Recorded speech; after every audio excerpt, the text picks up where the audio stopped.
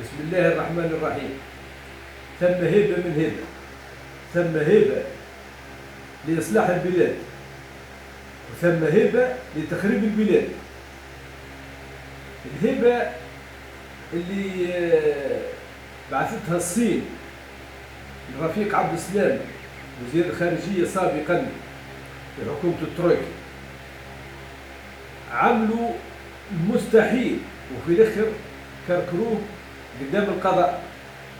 الاعلام الفاسد ما خلى ما يتكلم،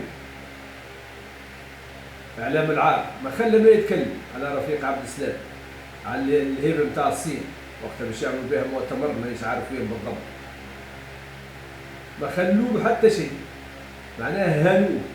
وفي الاخر مشى يبحث.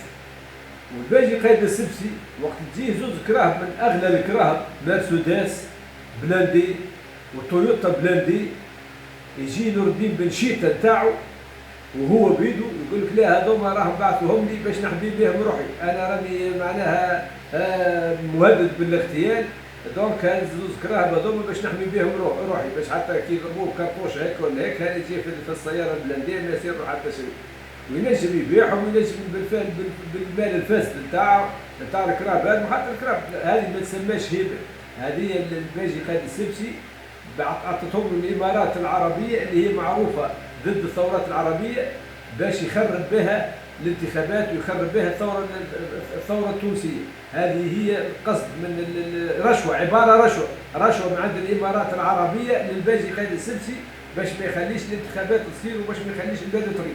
والسلام عليكم ورحمه الله وبركاته.